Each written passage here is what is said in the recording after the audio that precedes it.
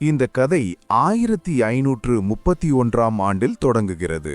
ஸ்பானியர்கள் மெக்சிகோவை கைப்பற்றிய சரியாக 10 ஆண்டுகளுக்குப் பிறகு ஒரு நிச்சயமற்ற காலம் நிலவியது. ஸ்பானிய மற்றும் பழங்குடியின மக்கள் ஒருவரையொருவர் புரிந்துகொள்ள போராடிக் கொண்டிருந்த அந்த பதற்றமான சூழலில் விண்ணுலகம் பேசத் தயாரானது. அதிகாலை நேரத்தில் ஜுவான் டியாகோ என்ற எளிய பழங்குடியின மனிதர் டெபயாக் குன்றின் அருகே நடந்து சென்றார். திடீரென்று அவர் இதுவரை கேட்டிராத மிக இனிமையான பரலோக இசை காற்றில் ஒலித்தது. அவருக்கு முன்னால் ஒளியால் பிரகாசிக்கும் ஒரு அழகிய பெண்மணி தோன்றினார். அவர்தான் விண்ணுலகின் அன்னை. அவர் மென்மையாக பேசி தன்னை இறைவனின் அன்னை என்று வெளிப்படுத்தினார். அவர் ஜுவான் டியாகோவிடம் ஆயரிடம் சென்று இந்த குன்றின் மேல் ஒரு சிற்றாலயம் கட்டுமாறு வேண்டச் சொன்னார். அதன் மூலம் தனது அன்பையும் இரக்கத்தையும் தேடி வருபவர்களுக்கு வழங்க அவர் விரும்பினார். ஜுவான் டியாகோ ஆயர் ஜுவான் டி ஜுமாராகாவின் அரண்மனைக்கு சென்று செய்தியை வழங்கினார். ஆனால் ஆயர் எச்சரிக்கையுடன் அதை கேட்டுவிட்டு பிறகு பரிசீலிப்பதாக கூறி அவரை அனுப்பிவிட்டார்.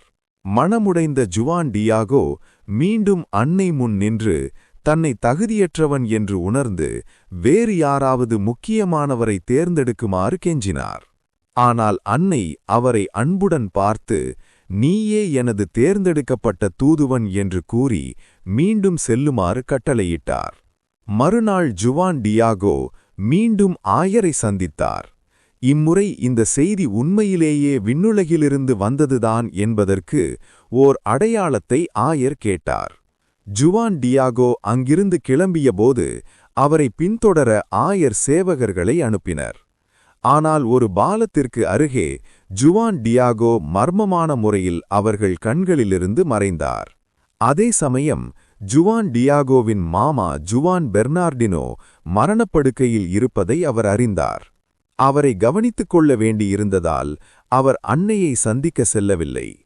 செவ்வாய்க்கிழமை அதிகாலை தனது மாமாவுக்காக ஒரு குருவை தேடி ஜுவான் டியாகோ விரைந்தார். அன்னையை சந்தித்தால் தாமதமாகும் என்று கருதி அவர் வேறு பாதையில் சென்றார்.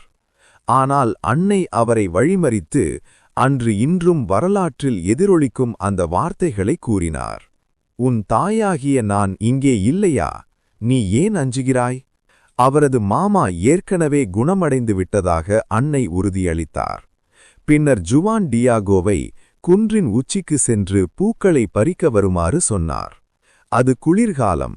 நிலம் வறண்டு காணப்பட்டாலும் அங்கே அழகான காஸ்டிலியன் ரோஜாக்கள் பூத்து குழும்புவதைக் கண்டு அவர் வியந்தார். அன்னை தனது சொந்த கைகளால் அந்த ரோஜாக்களை ஜுவான் டியாகோவின் மேலாடையில் அடுக்கி வைத்தார்.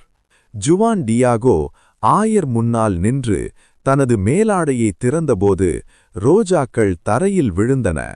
அதே கணத்தில் அந்த மேலாடை துணியில் குவாடலூப்பே அன்னையின் திருவுருவம் அற்புதமாக பதிந்திருந்தது. இதைக் கண்ட அனைவரும் மண்டியிட்டு மன்னிப்பு கேட்டு இறைவனை புகழ்ந்தனர். அன்னையின் விருப்பப்படி ஒரு எளிய மண் செங்கல் சிற்றாலயம் கட்டப்பட்டது. ஜுவான் டியாகோ தன் வாழ்நாள் முழுவதும் அதை பராமரித்து வந்தார். காலப்போக்கில் பக்தி பெருகியதால் ஒரு பிரம்மாண்டமான பேராலயம் கட்டப்பட்டது.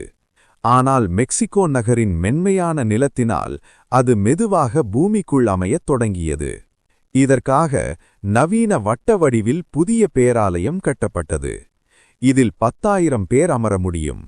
இன்று குவாடலூப்பே அன்னை பேராலயம் உலகில் அதிக மக்கள் வந்து செல்லும் கத்தோலிக்க திருத்தலமாக திகழ்கிறது. இது ஒரு தாயின் அழியாத அன்பிற்கும் விசுவாசத்திற்கும் என்றும் நிலைத்திருக்கும் சான்றாகும்.